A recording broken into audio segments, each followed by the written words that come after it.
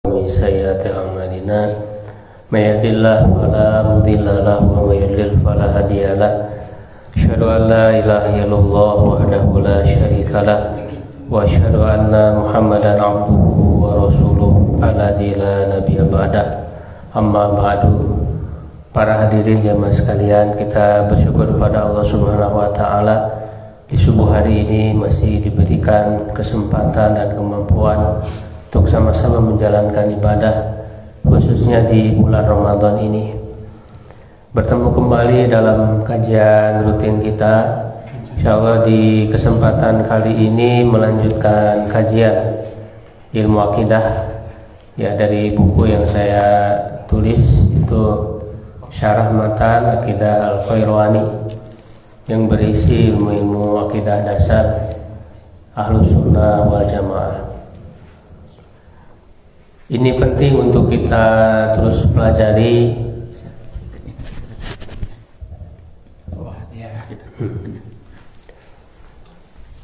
Di tengah fitnah akhir zaman ya, ketika banyak sekali penyimpangan akidah, maka kita perlu mempelajari kembali keaslian akidah Islam ini, mana ini dijaga ya dari zaman ke zaman, yang diwariskan oleh Rasulullah SAW, kemudian diteruskan oleh para salafus saleh, yaitu para sahabat, tabi'in dan tabi'ut tabi'in. Nah, oleh karena itu akidah Ahlussunnah ini adalah akidah yang sudah disampaikan, dijelaskan oleh para ulama salafus saleh. Makanya sering disebut dengan akidah salaf. Ya, jadi akidah salaf itu ya akidah Ahlussunnah. Karena yang paling layak untuk menjelaskan bagaimana akidah Ahlussunnah yaitu adalah para salafus saleh. Para salafus saleh itu ya 3 generasi awal, yaitu sahabat, tabi'in dan tabi'ut tabi'in. Ya, di mana sahabat sudah banyak berbicara menjelaskan tentang akidah, begitu juga tabi'in, apalagi tabi'ut tabi'in. Nah, akidah-akidah yang sudah disampaikan oleh para salafus saleh itu sudah banyak dirangkum oleh para ulama. Ya, di antaranya oleh Imam Ibnu Abi Zaid Al-Qayrawani ini. Ya, yang berisi poin-poin akidah. Ya, cukup ringkas. Di buku saya ini cuma hanya 3 halaman saja ininya, matannya, atau 4 halaman poin-poinnya itu. Ya, tapi ini cukup lengkap, mencakup 6 rukun iman, karena itu yang menjadi dasar akidah Ahlussunnah. Ya. Nah, ini penting untuk kita pelajari karena belakangan masa berikutnya yaitu banyak penyimpangan-penyimpangan. Ya, di dalam akidah Ahlussunnah itu baik penyimpangan dalam bidang iman kepada Allahnya, ya, ataupun dalam rukun iman yang lain, kepada takdir, ya, kepada iman terhadap Rasul dan sebagainya. Ya. Nah, kita akan bahas di kesempatan kali ini ya, melanjutkan. Kalau sebelumnya kita sudah bahas tentang inti dari iman kepada Allah itu adalah tauhid. Nah, kita akan lanjutkan ya untuk mengenal Allah. Paling tidak yang paling utama ya adalah melalui surat Al-Ikhlas dan ayat kursi. Jadi ini berisi pokok-pokok yang utama untuk mengenal Allah, ya, untuk yang berisi tentang sifat-sifat yang utama bagi Allah Subhanahu wa taala. Makanya surat Al-Ikhlas ya, ayat kursi ini kan dianjurkan untuk sering dibaca dalam berbagai kesempatan. Ya kan, di dalam sholat aja sering kita baca. Ya, kurma pendek itunya surat Al-Ikhlas deh. Tapi dianjurkan untuk selalu dibaca. Makanya ada sahabat yang kalau sholat itu dia baca Al-Ikhlas, Ya pas ditanya, kenapa kamu selalu baca surat Al-Ikhlas? Ya, jawabannya bukan karena pendeknya, tapi kata sahabat itu karena aku mencintai. Maka kata Rasulullah SAW, maka engkau ya akan mendapatkan balasan ya, sesuai yang kau cintai itu. Jadi betapa pentingnya ya, makanya di dalam sholat qabla subuh itu kan dianjurkan di rakaat pertama, bukan sholat subuhnya ya, tapi qabla subuh. Rakaat pertama surat Al-Kafirun, ya rakaat kedua surat Al-Ikhlas. Karena dua hal itu berisi tauhid. Kalau Al-Ikhlas itu berisi yang sifatnya konsep teoritis, sedangkan Al-Kafirun itu yang sifatnya praktis. Bagaimana dia menjauhi kesyirikan, tidak mencampur adukan akidah, ya kan, dengan orang-orang kafir. Ya, kemudian juga dalam zikir ya pagi dan sore ya itu dibaca, ada Al-Ikhlas, ada ayat kursi ya sebelum tidur dan seterusnya. Banyak kesempatan yang kita dianjurkan. Itu tiada lain tujuannya agar kita terus menjaga akidah ini ya. Nah di dalam surat Al-Ikhlas tentu yang pertama ya Allah ketika memperkenalkan dirinya ya adalah Ahad ya, Qul huwallahu ahad. Ya Allah yang Maha Esa. Ya, zat yang satu. Nah, tentu keesaan Allah ya Subhanahu wa taala itu ya baik dari segi zatnya ya, dari segi sifat-sifat dan juga perbuatannya. Termasuk juga ya oleh para ulama dibagi ya kepada ya yang dengan istilah tauhid rububiyah, ya, uluhiyah dan asma wa sifat. Ya, tauhid rububiyah itu ya artinya meyakini bahwa yang menciptakan, yang mengatur, yang menguasai di alam ini hanyalah Allah satu-satunya. Ya, jangan kita meyakini ada yang lain yang mengatur alam, yang mengurus alam ini ya selain daripada Allah Subhanahu wa taala. Ya, kemudian uluhiyah itu ya artinya ketuhanan, artinya yang disembah. Jadi satu-satunya Allah itu adalah Tuhan yang disembah. Jangan ada yang lain yang disembah selain Allah. Itu makna tauhid uluhiyah.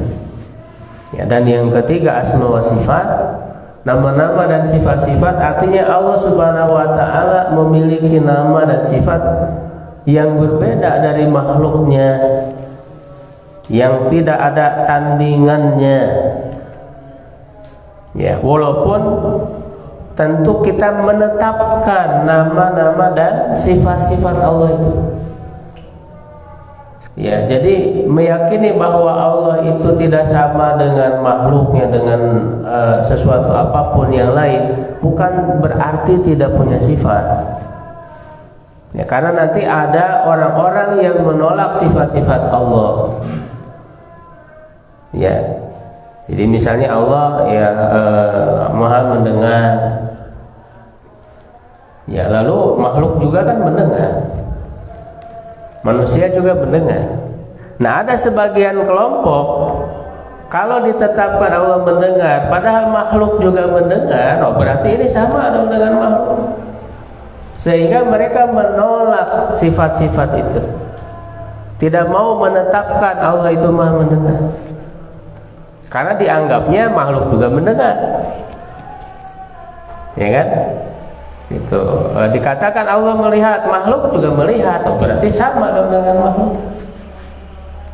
Karena mereka menyangka kalau ditetapkan Allah Maha melihat berarti sama dengan makhluk, akhirnya mereka menolak sifat itu. Padahal tidak seperti itu cara memahaminya. Cara memahaminya adalah kita menetapkan Allah itu maha mendengar, Allah itu maha melihat, dan sifat-sifat yang lain yang disebutkan semuanya dalam Al-Quran dan Sunnah. Tetapi sifat-sifat itu berbeda dengan yang ada pada makhluk. Kan begitu cara memahaminya. Ya, mendengarnya Allah berbeda dengan mendengarnya makhluk. Ya, melihatnya Allah berbeda dengan melihat makhluk. Begitu juga ketika ditetapkan di dalam nas-nas Al-Quran dan hadis, Allah memiliki wajah, Allah memiliki tangan dan seterusnya, itu ditetapkan apa adanya. Tetapi kita memahaminya bagaimana tadi, sama prinsipnya. Ya, wajah Allah berbeda dengan wajah makhluk, tangan Allah berbeda dengan tangan makhluk, dan seterusnya. Semua kita tetapkan. Itulah tauhid asma wa sifat secara ringkas. Nah, 3 macam tauhid ini adalah sesuatu yang sangat jelas dipahami dari dalil-dalil Al-Quran dan Sunnah, ya kan? Dan ditetapkan, dirumuskan oleh para ulama. Ya, itu karena ada sebagian kelompok yang menolak. Ya, ini ajaran Wahabi, gitu ya, ajaran yang dibawa oleh Syekh Muhammad bin Abdul Wahab. Ya, atau kemudian kalau ulama sebelumnya berarti ini yang dibuat-buat oleh Ibnu Taimiyah, yang beliau itu wafat tahun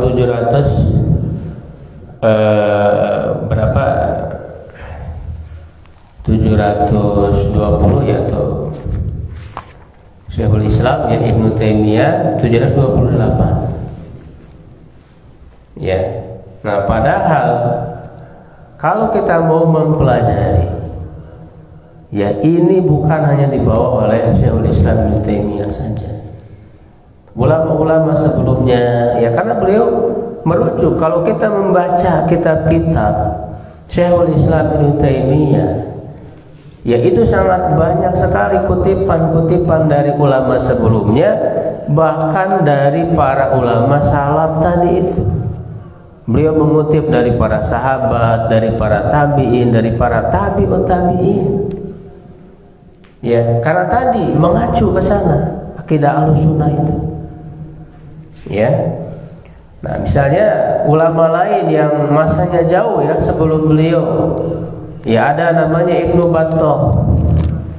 Dalam kitab Al-Ibanah Al-Kubra jilid 6 halaman 149, beliau juga sama membagi tauhid ini kepada 3 bagian tadi, yang diistilahkan dengan rububiyah, uluhiyah, dan asma wa sifat. Ya, selain itu kemudian Imam Ibnu Jarir At-Tabari, yang dikenal sebagai penulis tafsir At-Tabari, yang masanya jauh sebelumnya, ya, dekat kepada masa salaf, di mana beliau wafat tahun 310 Hijriah, abad keempat. Ini kan abad ini dekat masanya ke masa tabi'ut tabi'in. Ya, beliau juga di dalam tafsirnya itu banyak membedakan antara tauhid ibadah atau tauhid uluhiyah dengan tauhid rububiyah. Misalnya beliau mengatakan fal yukhlis lahul ibadah wal yufrid lahul rububiyah, maka murnikanlah kepadanya ibadah dan khususkanlah baginya rububiyah. Gitu ya. Jadi pembedaan ini hanya sebagai pengklasifikasian saja. Ya, hakikatnya orang bertauhid itu ya semuanya harus lengkap. Karena kalau orang misalnya hanya mentauhidkan Allah dari segi rububiyah saja, tapi tidak dalam uluhiyah, ya, dia masih menyembah yang lain, ya, selain Allah, walaupun dia meyakini bahwa pencipta itu hanya Allah saja, itu tidak diterima tauhidnya. Ya, jadi ketiga hal ini harus lengkap ada di dalam tauhid. Ya, makanya kan orang-orang yang menyembah berhala, kaum musyrikin Mekah itu kan ketika ditanya siapakah yang menciptakan langit dan bumi? Mereka akan menjawab Allah. La yaqulun Allah. Tapi dalam hal ibadah justru mereka menyembah kepada selain Allah, membuat patung-patung. Apakah mereka disebut orang bertauhid? Tidak. Jadi orang bertauhid harus lengkap. Ya, dan bahkan dalilnya jelas kalau kita baca ya ayat-ayat Quran itu menunjukkan kepada 3 macam tauhid itu.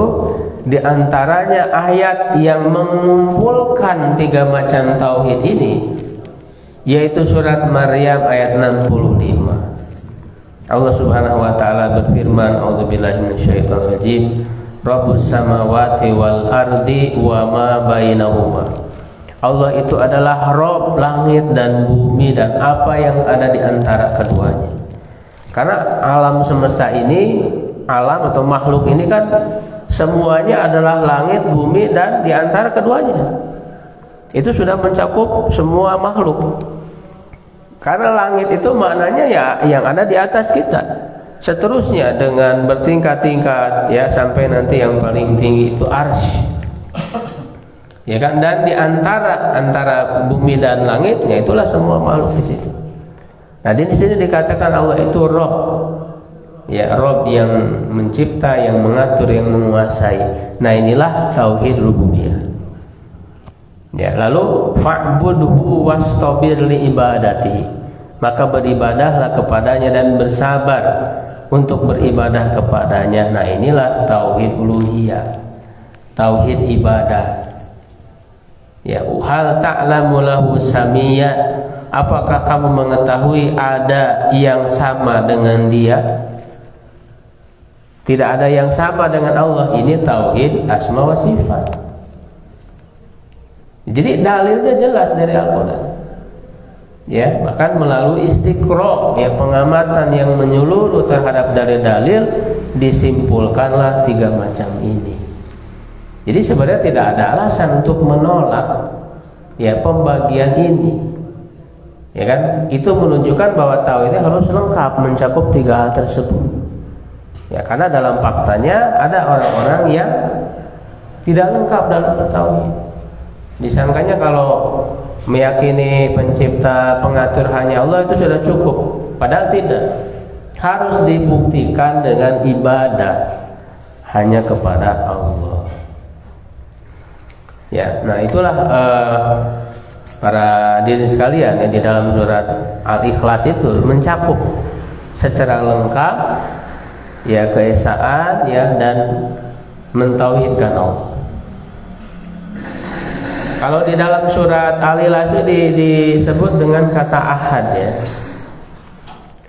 Kalau di dalam ayat lain itu menggunakan kata wahid, misalnya wa ilahukum ilahu wahid. Nah, apa bedanya kira-kira antara ahad dan wahid ini?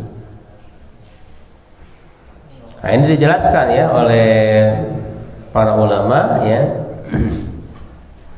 Bisa Ibnu Katsir ya dalam tafsirnya. Kemudian juga Al-Khattabi ya, Imam Al-Khattabi dalam kitab Sya'nud Du'a halaman 83. Ya. Nah, jadi intinya kalau wahid itu ya itu mengacu kepada zatnya. Sedangkan ahad itu kepada sifat-sifatnya. Makanya ketika Allah mengatakan wa ilahukum ilahu wahid, Allah itu adalah Tuhan yang satu, yang wahid disebut dengan kata wahid. Itu untuk membantah orang-orang musyrik yang meyakini ada Tuhan-Tuhan selain Allah, ada Tuhan-Tuhan yang banyak. Maka dibantahlah bahwa zat Tuhan itu, zat Allah itu hanya satu.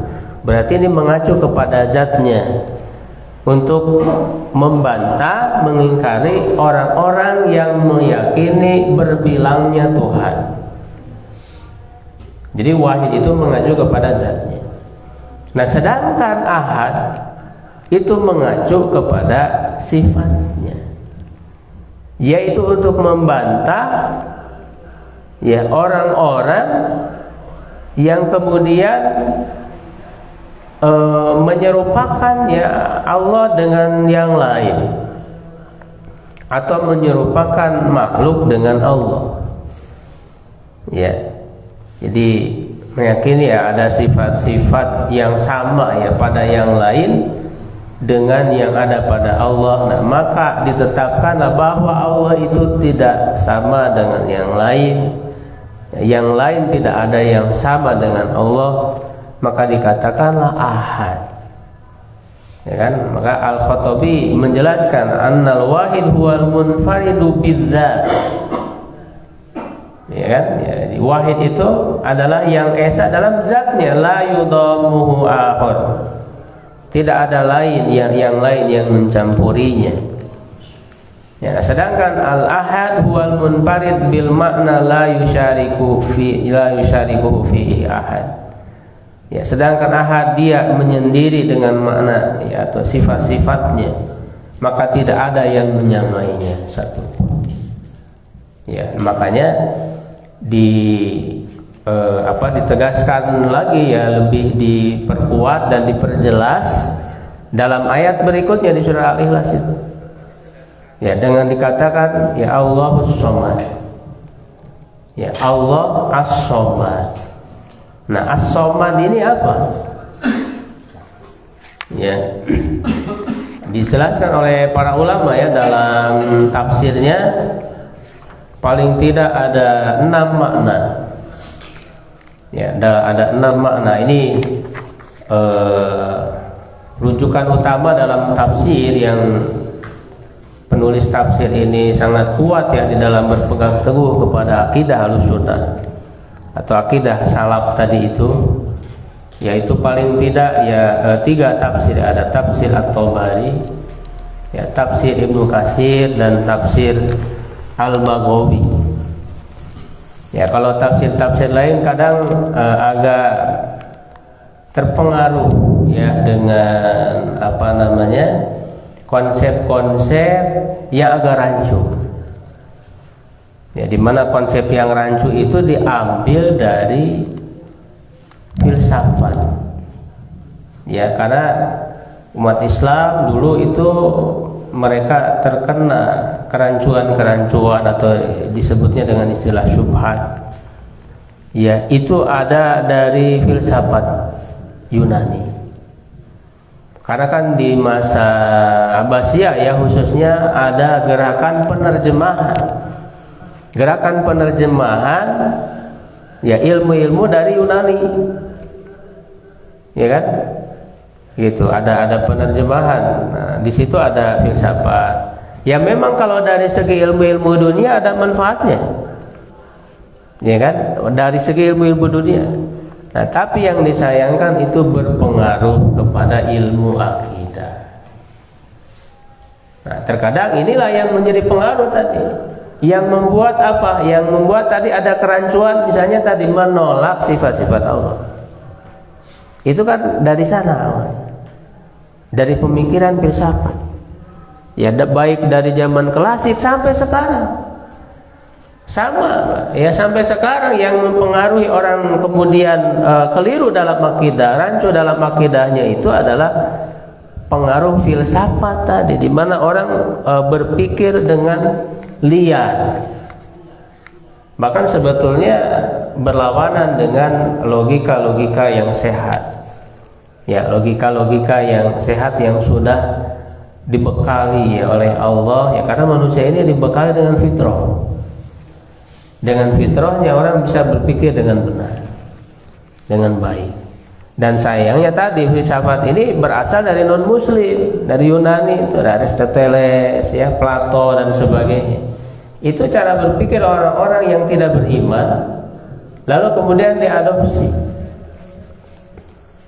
Nah, ini berbahaya ya, walaupun tentu yaitu ya menunjukkan para ulama itu, walaupun mereka luas ilmunya ya, kesolehan mereka luar biasa ya, ya tetapi mereka itu bukan orang yang maksum ya, tidak selalu dijaga dari kesalahan. Terkadang mereka terjatuh kepada kekeliruan Makanya dalam akidah Islam, dalam keyakinan Islam, yang maksum itu hanya para nabi yang dijaga dari kesalahan itu. Nah, sedangkan selain nabi, nah, termasuk tadi para ulama, mereka ada kelirunya. Itu ya termasuk dalam masalah akidah. Ya, nah ini dalam merujuk tafsir juga kita harus memahami, karena nanti akan ada perbedaan-perbedaan yang terjatuh kepada kekeliruan dalam masalah akidah. Nah, 6 makna dari as-somad ini, yang pertama yaitu ditafsirkan, ini banyak para ulama salaf tadi, sahabat, tabi'in, tabi'ut tabi'in, yang menafsirkan bahwa as-somad itu huwaladzi la jawfa lahu, yang tidak berongga. Rongga itu artinya ada bolong di tengah. Ini menunjukkan berbeda dengan makhluk, karena kalau manusia itu kan ada punya rongga ya, di dalam tubuhnya kan ada rongga perut, ada bolong, ada lubang. Begitu juga makhluk-makhluk lain. Nah, Allah itu tidak berongga. Makna dari as-somad itu menunjukkan berbeda dengan makhluk.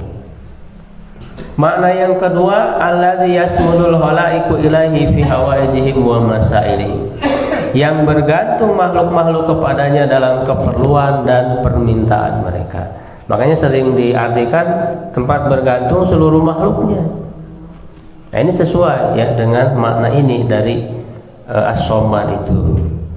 Yang ketiga, alladzi la ya'kulu wa la yashrabu, yang tidak makan dan minum, tidak butuh kepada makan dan minum. Yang keempat, ini sesuai dengan ayat berikut, ya alladzi lam yalid wa lam yulad, yang tidak beranak dan tidak diperanakan. Yang kelima, as-sayyidul ladzi intaha fi su'dadihi, penguasa yang sampai pada puncak kekuasaan. Ya, dan yang keenam, al-baqi ladzi la yabna, yang kekal tidak fana. Nah, 6 makna ini tentu tidak bertentangan. Ya, semuanya bisa digabungkan, ya, saling melengkapi ya dari tafsir-tafsir tersebut, ya, seperti dikatakan oleh Abul Qasim ya At-Tabrani, yang mengatakan bahwa semua makna ini sahih, benar ya, bisa digabungkan. Ya, begitu juga yang dikatakan oleh Ibnu Abbas. Ibnu Abbas ini seorang sahabat ya, yang menggabungkan makna-makna tadi ya di dalam memahami makna as-somad itu. Ya, yaitu ayat yang kedua ya, as-somad.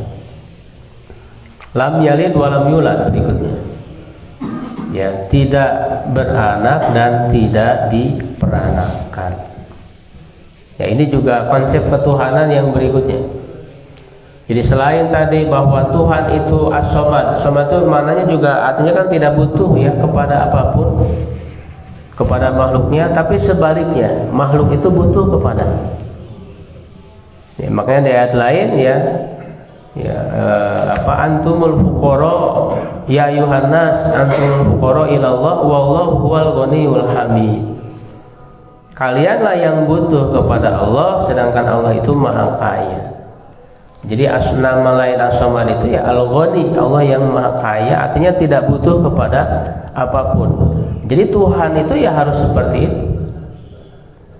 Kalau Tuhan masih butuh kepada yang lain, ya bukan Tuhan. Ya kan? Makanya tidak mungkin Tuhan itu menjelma jadi manusia ya, berwujud menjadi manusia, Nabi Isa misalnya, yang masih makan, minum dan seterusnya, tidak layak untuk dijadikan sebagai Tuhan. Ya, itu konsep ketuhanan. Yang berikutnya, Tuhan itu ya harus tidak beranak, ya tidak melahirkan. Makanya keyakinan bahwa Allah itu punya anak ini adalah keyakinan yang sangat yang sangat besar. Ya, yang dalam suatu ayat Allah SWT mengatakan hampir saja Ya, takadu samawati wal ardu yatafattarna. Hampir langit dan bumi ini pecah. Kenapa? Karena orang mengatakan bahwa Allah memiliki anak. Ya, jadi jangan dianggap enteng, Pak, perkataan, keyakinan itu. Sesuatu yang sangat berat, yang hampir alam semesta ini hancur gara-gara perkataan itu. Artinya Allah akan sangat marah. Makanya akidah ini sesuatu yang paling penting untuk kita jaga. Jangan sembarangan di dalam berbicara dan berkeyakinan. Dimana orang sekarang kan ingin bebas, ya, dia ada kebebasan gitu, berpendapat, mau ngomong apa aja disilakan. Nah, dalam Islam tidak, karena akan dipertanggungjawabkan. Ya, kaburat kalimatan dalam ayat ini, sangat besar suatu kata itu. Walaupun lisan itu dengan enteng mengeluarkan kata-kata itu, ya kan, mengucapkan begini begitu tentang Allah. Nah itu ya sangat berbahaya sekali. Ya sangat berbahaya sekali. Misalnya orang beralasan Allah kan Maha Kuasa, ya kan?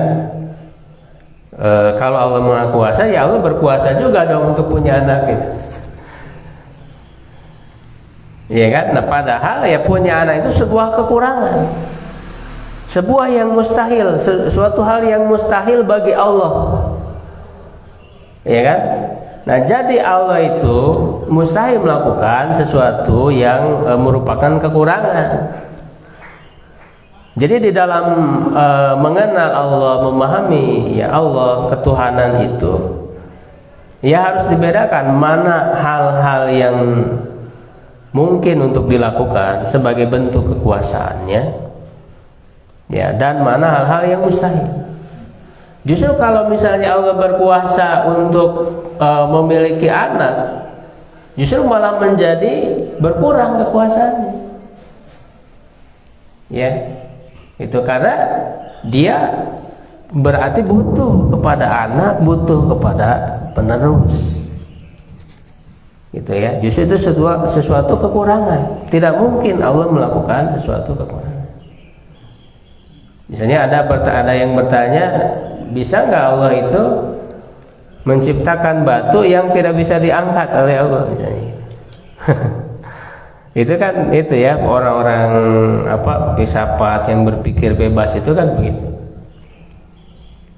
Mustahil. Kenapa ya? Karena kalau Allah kemudian menciptakan batu yang tidak bisa diangkat, berarti kan berkurang kekuasaannya.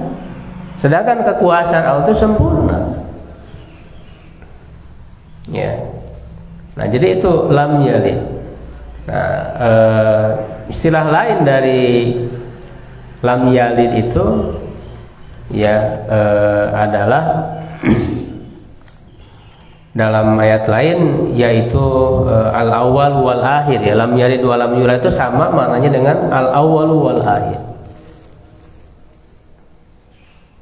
Tidak beranak ya artinya kalau orang yang punya anak, punya keturunan, menunjukkan ya manusia, ya misalnya manusia itu ada akhirnya, ada batasnya, sehingga dia butuh keturunan yang menjadi penerus.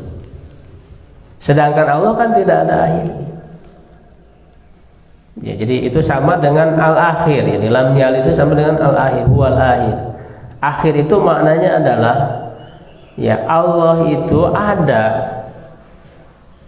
Ya, dan keberadaannya tidak diikuti dengan ketiadaan. Jadi selalu ada. Tidak pernah berakhir. Itu makna al-akhir itu. Karena kan di ayat lain kan disebutkan huwal awwal wal akhir waz zahiru wal batin. Ya, nah sedangkan walam yulad dan tidak dilahirkan itu sama dengan al awwal. Makna al awwal itu Allah ada, tapi keberadaannya itu tidak didahului oleh ketiadaan. Nah ini beda dengan makhluk. Makhluk kan ada, tapi keberadaan makhluk itu didahului oleh ketiadaan dulu. Asalnya tidak ada lalu menjadi ada. diciptakan, dilahirkan. Dan juga keberadaannya akan diakhiri, ya akan dibatasi dengan ketiadaan. Ada saatnya berakhir, mati, meninggal. Ya, nah sedangkan Allah itu keberadaannya tidak diawali dengan ketiadaan dan tidak diakhiri juga dengan ketiadaan. Nah itulah makna dari al-awwal wal akhir. Ya, lam yalid wa lam yulad. Jadi Allah itu ada sejak dahulu. Ya. Nah, karena Allah itu ya ada sejak dahulu. Ya, nah maka Allah itu kan selalu berbuat, ya, selalu menciptakan. Berarti yang namanya makhluk itu ada dari dulu itu. Ya, makanya tidak bisa kita memastikan makhluk yang paling pertama apa. Ya, karena ketika misalnya makhluk yang pertama itu diciptakan, kan Allah sudah ada. Nah, dengan adanya Allah Subhanahu wa taala itu, kan Allah tidak ada saat misalnya Allah itu diam gitu, nggak ngapa-ngapain. Ya kan? Nah, Allah itu selalu berbuat. Nah, ketika Allah sudah berbuat, salah satu perbuatannya adalah menciptakan. Nah, sehingga penciptaan itu kan sebetulnya tak terhingga mengikuti keberadaan Allah. Gitu ya. Nah, inilah ya makna dari lam yalid wa lam yulad. Ya, diistilahkan oleh Imam Ibnu Zaid Al-Qayrawani ini dengan istilah laisa li awaliyatihi tidak ada ya permulaan pada kemahaawalannya, wala li akhiriyatihin gitu, dan tidak ada selesai pada kemaakhirannya. Ya, dalam hadis ya juga dijelaskan Rasulullah SAW pernah berdoa. Ya, di dalam doanya Allahumma antal awal falaisa qablaka syai'. Ya Allah, engkaulah al-awwal, tidak ada satupun sebelummu, sesuatu pun sebelummu. Wa antal akhir falaisa ba'daka syai', dan engkau adalah yang maha akhir, tidak ada sesuatu pun setelahmu. Ya, dalam hadis lain Rasulullah SAW bersabda, kana Allah wa lam yakun syai'un qablahu. Allah itu telah ada dan tidak ada sesuatu pun sebelum dia.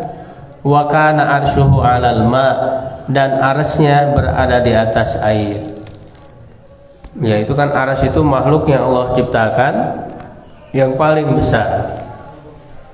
Makhluk paling besar, ya, nah dia berada di atas air kata Allah. Nah, tentu kita mempercayai ya setiap apa yang disampaikan oleh Rasulullah SAW. Ya, sesuai dengan apa yang beliau ucapkan dengan makna yang zahir, yang jelas. Ya, tanpa kemudian kita memikirkan lebih jauh tentang bagaimananya, itu di luar jangkauan akal kita. Yakini saja Allah berkata begitu, ya udah. Ya kan, Allah misalnya bersemayam di atas arsy, ya sudah, kita yakini. Ya kan, tidak kemudian memikirkan lebih jauh, oh bagaimana, dan jangan tadi menyamakan dengan makhluk. Itu di ayat yang terakhir di surat Al-Ikhlas itu. Ya, itu walam yakul lahu kufuwan ahad. Tidak ada satupun yang sama dengan Allah. Nah, jadi ketika kita mengenal Allah ya melalui sifat-sifat, Allah itu punya sifat ini, punya sifat itu, jangan sedikit pun terbersit di dalam pikiran kita bahwa menyerupakan Allah dengan makhluk. Walaupun tentu ya terkadang namanya manusia bisa aja muncul gitu pikiran, tapi ketika muncul itu hilangkan. Ya, ketika dikatakan Allah itu di atas arsy, jangan kemudian membayangkan seperti raja yang duduk di singgasana. Ya, tentu berbeda. Ya, makna Allah di atas aras itu kan karena aras ini adalah makhluk yang paling besar, yang paling tinggi dari seluruh makhluk. Nah, sehingga di atas aras itu tidak ada lagi yang lain, tidak ada lagi makhluk, karena dia yang paling tinggi tadi. Karena tidak ada makhluk, ya yang ada adalah Allah. Ya kan? Di atas aras itu yang ada adalah Allah, tidak ada lagi makhluk. Makanya itulah makna ya Allah itu keberadaannya ada di atas makhluk. Jadi antara Allah dengan makhluk dinisbatkan Allah itu berada di atas makhluk. Karena posisi atas itu kan posisi yang mulia. Kalau dikatakan Allah sejajar dengan makhluk, apalagi di bawah makhluk, itu tidak mulia, itu sebuah kekurangan. Makanya di surat di ayat kursi kan di ayatnya ditegaskan wahwal aliyul azim, Allah maha tinggi. Jadi salah satu sifat Allah itu tinggi. Tinggi itu maksudnya posisi Allah itu berada tinggi di atas makhluk, di atas makhluk.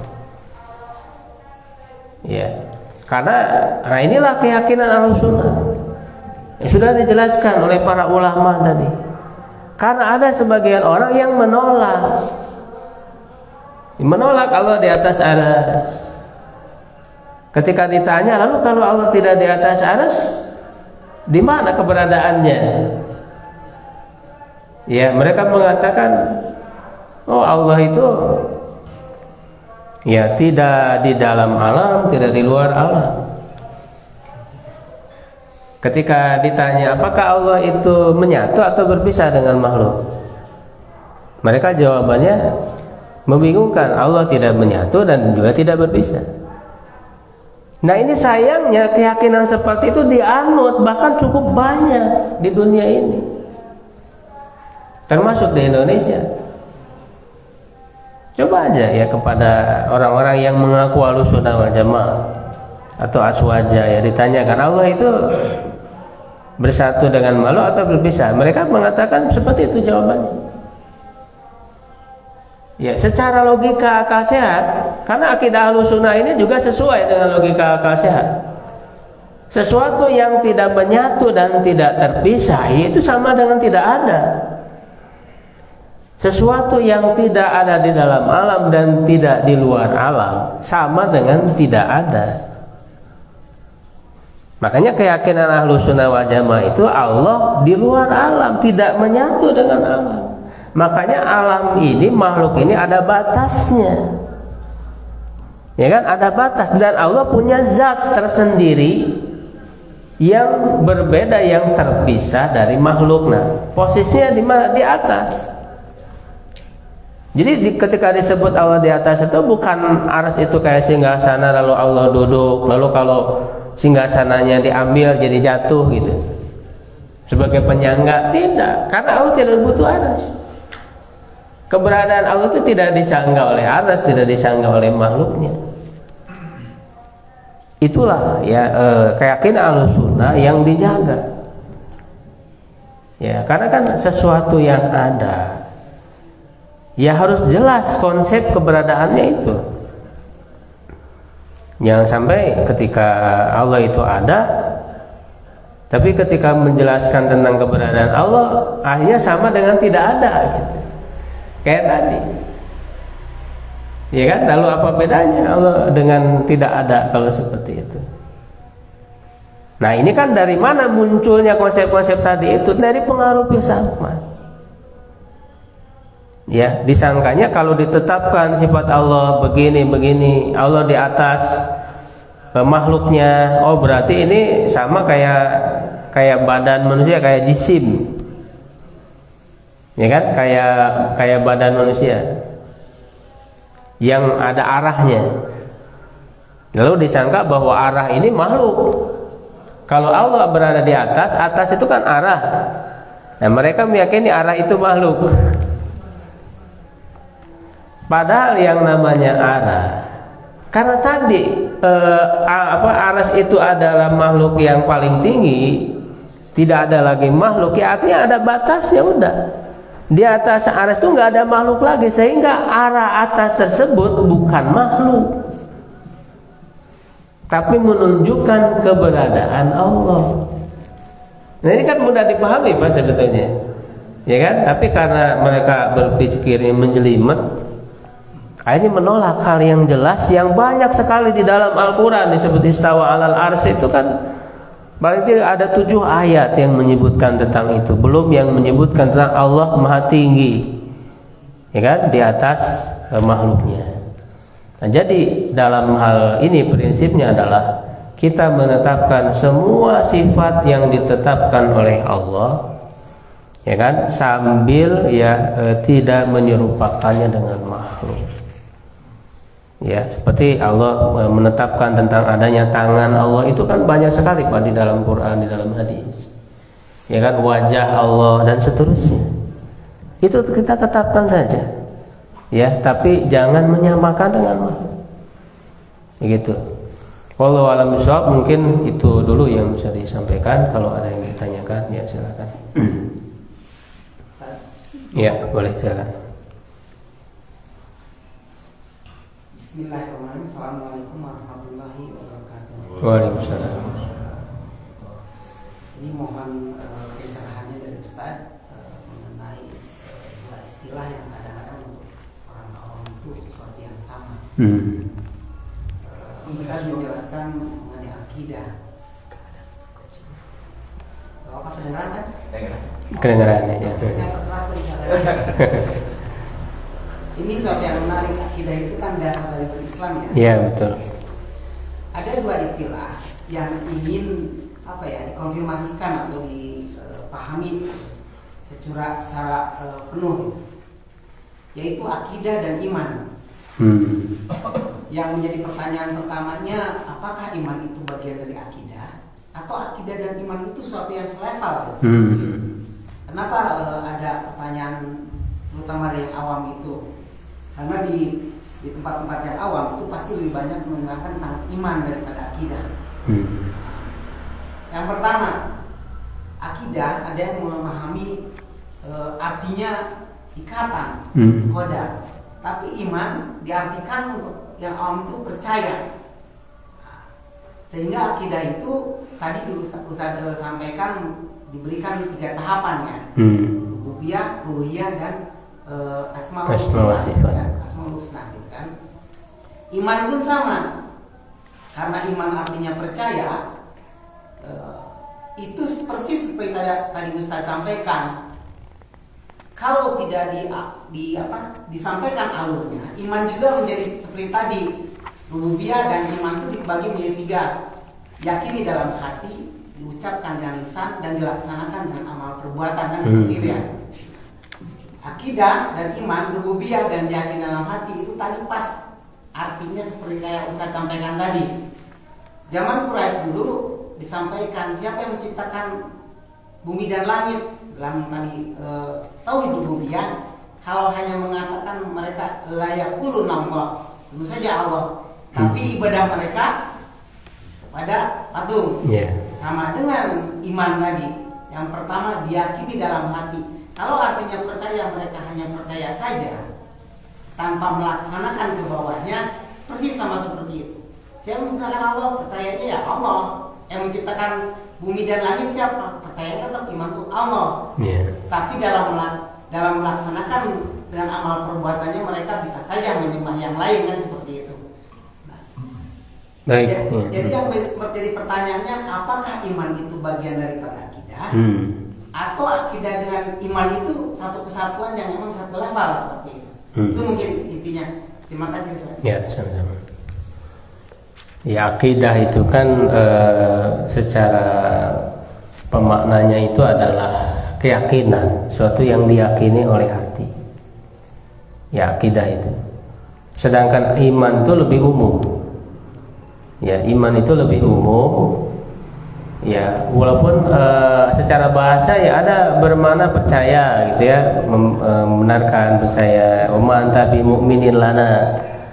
Ya, walaupun shadiqin itu kata saudara-saudaranya Nabi Yusuf. Apakah engkau tidak percaya kepada bi mu'min dalam makna percaya.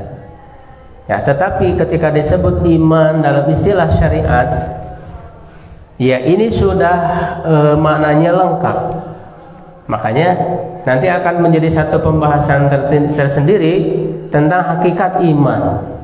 Nah, di mana menurut keyakinan Ahlus Sunnah wal Jamaah, iman itu harus mencakup 3, ya kan? Al-iqraru bil lisan, atau yang pertama at-tasdiqu bil qalbi, meyakini dengan hati, menyatakan dengan lisan, dan mengamalkan dengan anggota badan. 3 ini harus ada iman itu. Makanya kalau orang cuma meyakini di hati, setelah itu tidak beramal apapun dalam Islam, tidak akan diterima imannya, tidak sah imannya. Ya, harus ada amalan yang dia lakukan. Nah, sedangkan akidah, ya ini menjadi istilah yang membahas sisi keyakinannya, termasuk juga ucapan sebetulnya. Nah, adapun amalan ya tentu sebetulnya tidak masuk dalam kategori akidah. Jadi akidah itu tidak mencakup amalan. Makanya disebut ilmu akidah, dibedakan dengan ilmu fikih. Karena akidah itu, makanya di matan Al-Qairwani ini kan di judulnya itu sudah ketahuan, ma tantiqu bil alsina wa ta'taqiduhul afidah, yang wajib untuk diucapkan dan diyakini oleh hati. Jadi diyakini dan diucapkan itu akidah, sampai di situ. Nah, tapi akidah ini perlu diamalkan. Nah, amal ini tadi termasuk hakikat iman. Makanya ilmu fikih itu berkaitan dengan amalannya, gitu ya. Kalau akidah berkaitan dengan keyakinannya, yang otomatis keyakinan itu dinyatakan dengan lisan. Ya, sedangkan iman lebih lengkap, itu ya, mencakup amalan, karena dia adalah tentu konsekuensi dari keyakinan itu. Dalam Islam tadi tidak bisa diterima orang hanya berkeyakinan, hanya berucap, ya kan, tetapi tidak diamalkan. Ya, iman itu mencakup semua. Nah, jadi itu ya perbedaan antara akidah dan iman. Nah, termasuk pembahasan akidah itu kan tadi tauhid ya, dengan 3 macamnya. Nah, tauhid itu sendiri dalam kenyataannya tidak lepas dari pengamalan. Ya kan, kalau dari sisi keyakinan, ya dari sisi ucapannya itu akidah, wilayah akidah. Tapi nggak berhenti di situ. Tauhid itu ada unsur amalannya, yaitu dalam tauhid uluhiyah itu. Dalam tauhid uluhiyah itu ada unsur amalan, itu beribadah hanya kepada Allah. Ibadah kan amalan. Gitu. Jadi tauhid itu lengkap juga mencakup apa yang diyakini dan dibuktikan dengan amalan. Karena tauhid uluhiyah itu maknanya amalan, hanya beribadah kepada Allah. Nah, jadi itu makna tauhid mencakup 3 itu, ada unsur amalannya. Nah, sedangkan akidah secara istilah yang digunakan, ya itu tertuju kepada yang diyakini, ya termasuk yang diucapkan saja, tidak mencakup amalan. Wallahu a'lam. Ya, Silakan. Saya belum paham itu pemahaman seperti itu. Kalau dari Said Qutb itu terbalik gitu. Terbalik. Ya, coba baca buku Said Qutb. Gimana? Dengan istilah akidah itu kan terikat dari kata akodah. Kenapa orang mau mati kena bertemu dengan Allah jihad itu? Ini terikat. Misakon oleh itu. Ikatan yang kokoh. Jadi terbalik kalau menurut Said Qutb itu kan. Kalau saya baca buku Ma'arif Tauhid itu, makanya beliau mengatakan ada 2 kata yang penting. Orang kaya tidak bayar zakat, merampok. Itu bahasa Said Qutb. Jadi kalau orang kaya tidak mau bayar zakat, merampok itu. Karena bagian harta orang kaya itu ada punya orang miskin. Gitu. Makanya misakon itu. Jadi terbalik kalau menurut Said Qutb itu. Jadi makanya orang malas ngaji, malah hidup kena terikat di masjid itu. Nah, coba kita bahas nanti itu kapan di luar awal. Saya pikir terbalik itu. Kalau saya mungkin saya salah, insya Allah salah. Karena saya bukan ulama. Tapi seingat saya yang namanya misakon religion itu akidah. Terikat. Jadi apapun halangannya kalau tidak halangan syariah, dia akan lancar. Apapun keadaannya, hujan ke apa ke, dia punya agama. Jadi saya pikir kalau akidah itu dari kata akoda itu ikatan, terikat betul. Kalau iman itu tadi keyakinan, percaya, lalu dia aplikasikan dalam 3 faktor tadi. Itu sudah benar semua memang. Tapi lemah. Orang tidak mau berkorban waktu saja, sulit itu. Ini tidak kuat akidahnya gitu. Makanya pertanyaan saya, bukan ini lagi, penyimpangan dalam apa yang paling banyak sekarang? Kalau dalam budaya, saya pikir sudah banyak aktivis.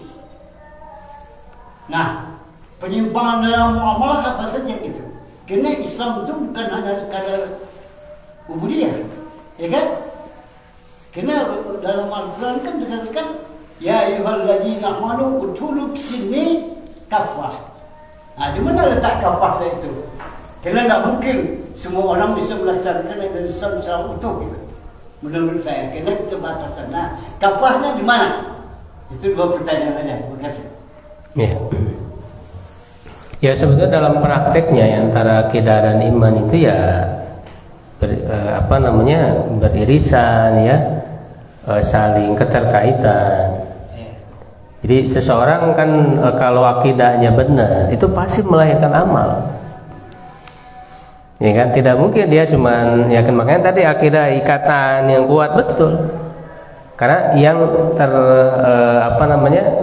terikat yang menghujam di dalam hati.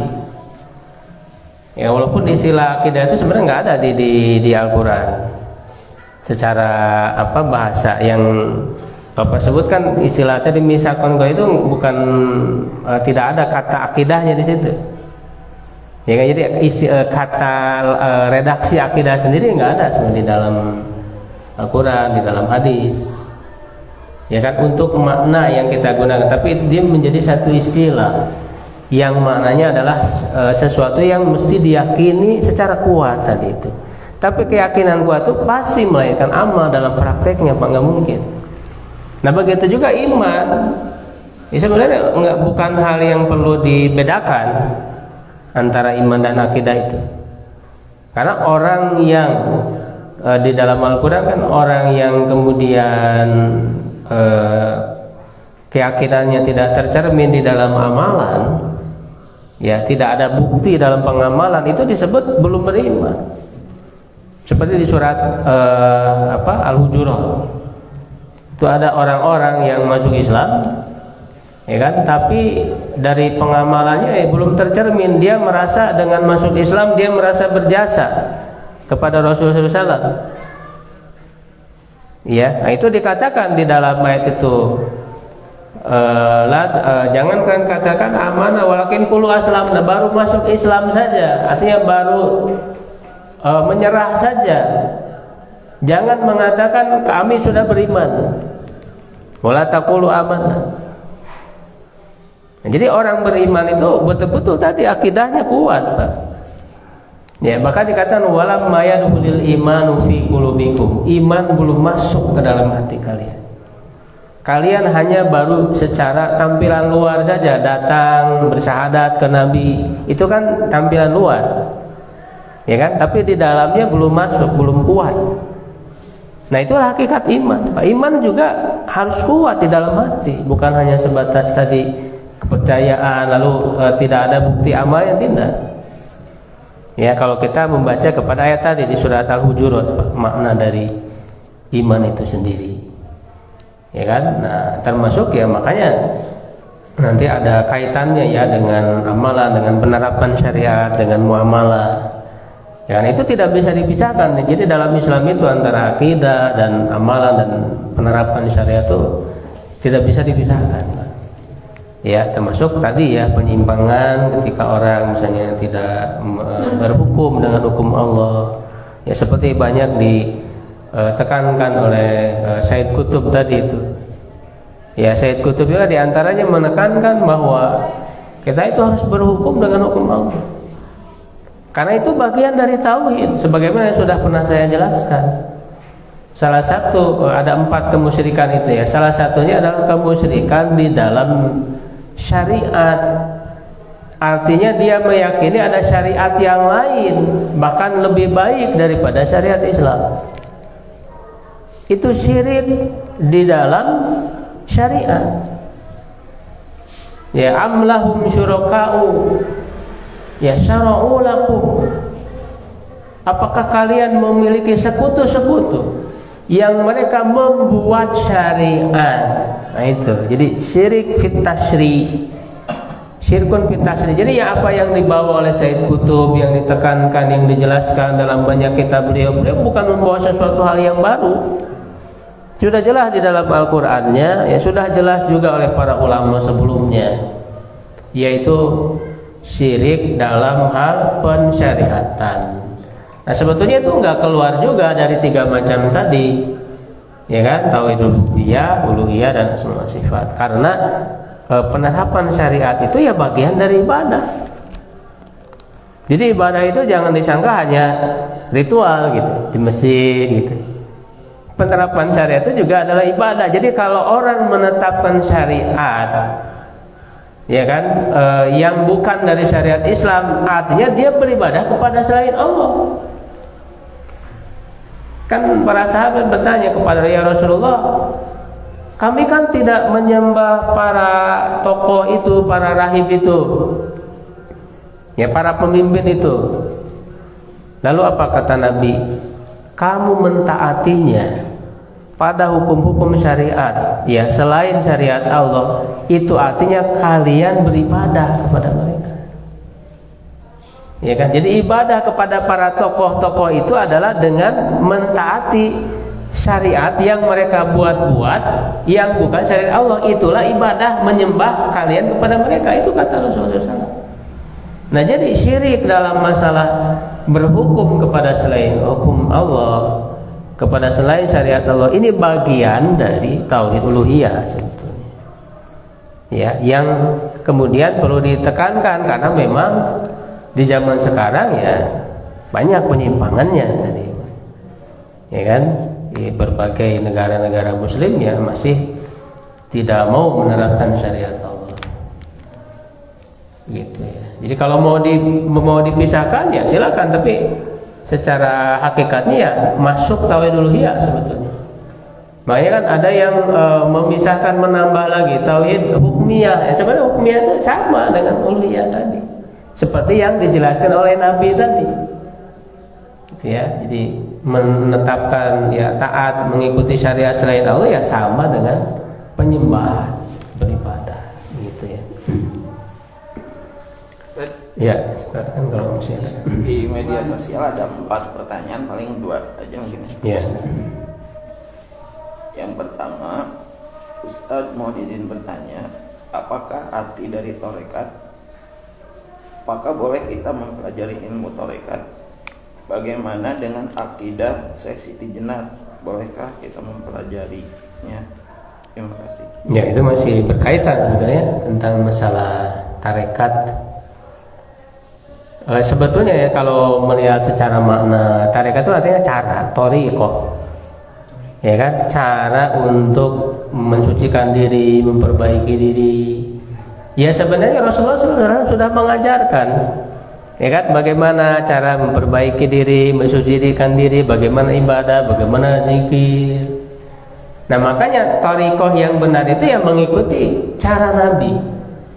Dan juga telah diamalkan oleh para sahabat. Nah, cuman dalam sejarahnya ini menjadi satu istilah tersendiri yang kemudian banyak penyimpangannya, di mana mereka membuat cara-cara sendiri yang keluar dari atau jauh dari cara-cara Rasulullah SAW.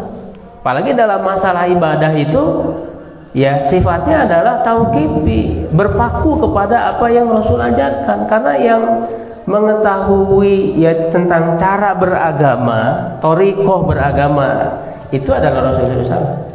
Jangan kemudian membuat cara-cara sendiri. Bahkan Rasul sudah memperingatkan, ya kan, jangan membuat cara-cara sendiri dalam beragama yang disebut dengan kebid'ahan. Nah masalahnya tarekat itu orang banyaknya membuat cara-cara sendiri dalam beribadah, cara zikir-zikir gitu yang dibuat-buat. Padahal apa yang sudah diajarkan oleh Rasul itu sudah cukup, ya kan? Bahkan dengan bilangan tertentu, dengan gerakan-gerakan. Rasul kan tidak pernah berzikir ya sambil geleng-geleng kepala, sambil nari-nari, muter. Itu dibuat-buat, Pak. Tidak ada dasarnya di dalam syariat. Ya, jadi dalam prakteknya, termasuk juga dalam hal akidah, keyakinan juga banyak penyimpangannya ya tarekat ini. Termasuk tadi ya Siti Jenar itu, sayangnya di Indonesia tarekat-tarekat yang berkembang, ya banyak aliran, ada Naqsabandiyah dan sebagainya, itu banyak aliran itu. Ya kan, banyak penyimpangan baik dalam masalah ibadah amalannya, yang banyak kebid'ahan dibuat-buat, ya kan. Sedangkan murid-muridnya itu manut-manut aja. Ketika dibuat syariat-syariat sendiri, itu buat syariat sendiri, itu kan musyrik dalam syariat itu. Ya punya ketentuan sendiri, misalnya yang sempat rame ya sholat pakai peci merah putih, ya lebih abdul, ya kan. Di Indonesia di tanah suci nggak perlu ke Mekah Madinah, karena dalam kenyataannya dari dulu ya hingga sekarang orang-orang yang mengaku bertarekat itu dia tidak serius mempelajari ilmu-ilmu Islam, sehingga mereka melabrak ilmu fikih yang sudah jelas dijaga oleh para ulama sejak zaman ke zaman. Bahkan mereka itu menyepelekan apa ilmu fikih itu ilmu zahir, yang penting kita batin. Makanya nggak peduli cara ibadah yang benar seperti itu, mereka nggak peduli. Bahkan mereka dengan batin mereka itu sudah terhubung dengan Allah, cukup itu, sehingga nggak perlu lagi sholat secara fisik. Itu kan jelas keliru. Rasul itu orang yang paling takwa, paling takut, tidak pernah meninggalkan sholat secara fisik. Nah itu penyimpangannya itu di situ. Ya kan, termasuk dalam akidah itu nanti dia meyakini wali-wali yang masih hidup yang mengurus alam. Makanya ada disebut dengan wali kutub, wali gaus gitu ya. Banyak tuh tingkatannya wali-wali itu yang ikut mengurus alam ini. Sehingga ketika mereka itu sedang kesulitan, ya, mendesak, ya, tertimpa musibah, yang mereka panggil kan bukan nama Allah. Yang dipanggil nama-nama wali itu. Nah itu kan jelas kemusyrikan.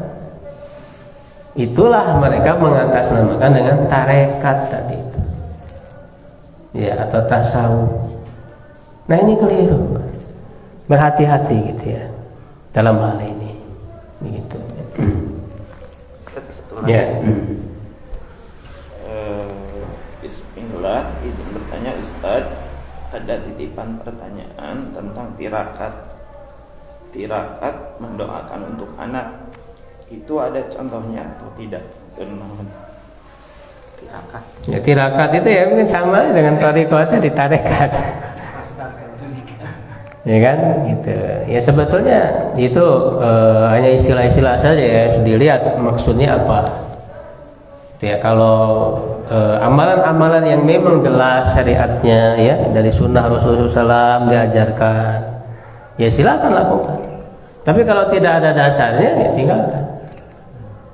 Ya, termasuk tadi anak ya agar soleh mungkin ya agar apa ya dengan didoakan ya, ada doa, bahkan ada doa yang diajarkan oleh Rasulullah SAW ya, amalan-amalan yang dilakukan oleh orang tua ya tentu akan bisa berdampak kepada anak ya, keturunannya gitu ya. Jadi harus dilihat maksudnya apa ya kan, dalam praktiknya seperti apa. Karena yang jadi patokan adalah sesuai dengan syariat ataukah tidak. Jangan terpaku dengan istilah-istilah itu. Wallahu a'lam bishawab, mungkin cukup ya. Terima kasih atas perhatiannya dan mohon maaf atas kekurangannya. Aku qouli hadza wa astaghfirullah li wa lakum. Assalamualaikum warahmatullahi wabarakatuh.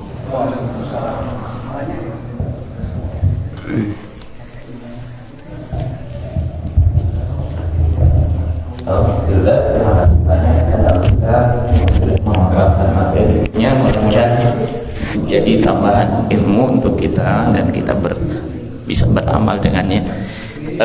Ada pengumuman hari ini jam 9 akan ada kajian bersama Al-Ustaz Heri Priyatna SAG yang akan membahas salah satu kitab yang ditulis oleh Imam Ibnul Qayyim, kalau tidak salah Al-Jauziyah, yang biasanya di buku terjemahan diterjemahkan dengan bertamasya menuju surga, gitu ya.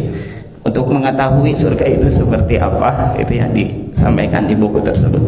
Dan sekaligus juga menyampaikan informasi dan undangan besok subuh kajian juga bersama Ustadz Dian Hardiana MPDI yang akan membahas terkait salah satu hadis Nabi terkait dengan huru-hara akhir zaman, fitnah-fitnah di akhir zaman. Dan mudah-mudahan bisa kita ikuti kembali kajiannya. Jadi ada 3 kajian lagi yang diselenggarakan oleh Dekan Al Mubarakah ini, mudah-mudahan bisa kita ikuti bersama. Terima kasih atas perhatiannya. Ditutup dengan doa Rabbana atina fid dunya hasanah wa fil akhirati hasanah wa qina adzabannar. Aqulu qouli hadza wa astaghfirullah li wa lakum. Wassalamualaikum warahmatullahi wabarakatuh.